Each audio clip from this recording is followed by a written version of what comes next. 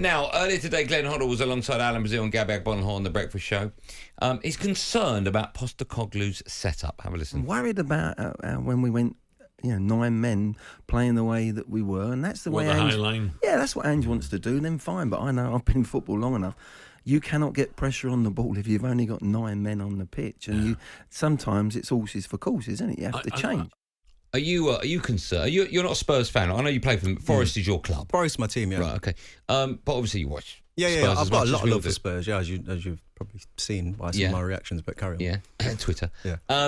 What have you made of the way they've been playing and the fact that he won't change their style of play, irrelevant of how many players they've got on the pitch, or in fact the players he's got available? I agree with Glenn, if I'm totally honest with you. I love how Spurs have started this season. I think it's incredible.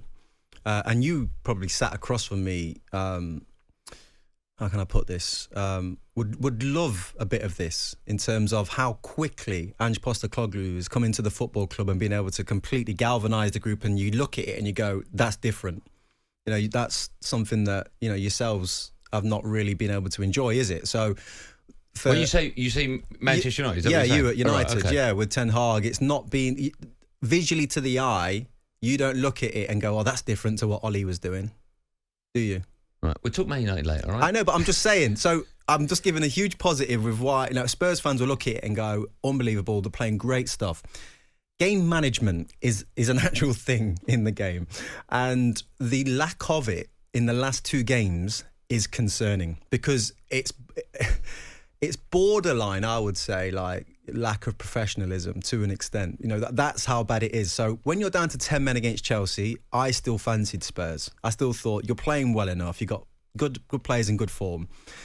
But then to keep playing the way that they were playing, and I know they got such a round of applause, by the fans because they deserved it. They put in all the effort, all the hard work was there. But tactically, they're up against a Chelsea side who's been struggling to score goals, and Nicholas Jackson should have scored 7.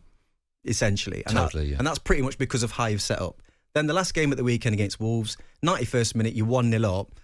And, keeper's rolling the ball out to Dyer at right back. He's got no options, launches it, bang, 1-1. And then to concede the second, they're messing around in the middle of the park. Their lack of understanding in those moments is concerning. When you say their lack, do you mean Postecoglou's or? Well, I say the players. But the players are receiving messages by the manager to continually do the same thing. So I've been in that situation where even though you probably know it's wrong, your manager's asking you to do it. If you want to keep playing, you'll keep doing it.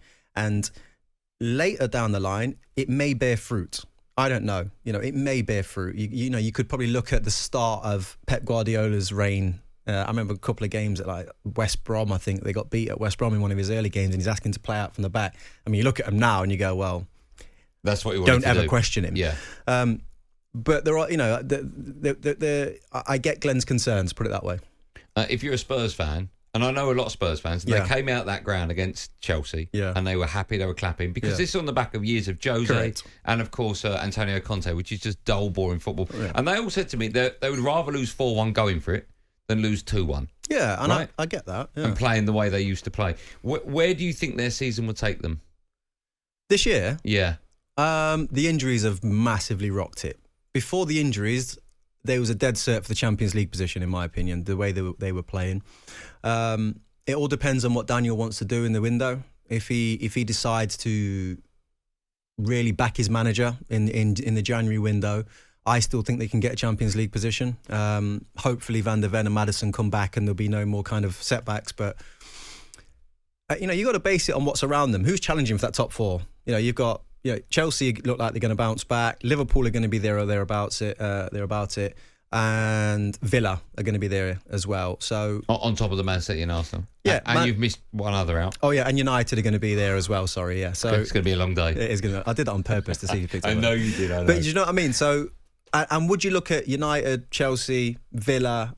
Who was the other team that we mentioned? Chelsea? I don't know. There's another one in there, but essentially, Brighton. Would you put Brighton in that list? Probably not. No, okay. I think they've had a couple of losses. But would you look at any of those? Newcastle, yeah. So would you look at any of those teams and go, you've got enough consistency to go and lock down those positions? Right. I don't think they have. So I think Spurs will still have a shout at it come the end of the season. Okay.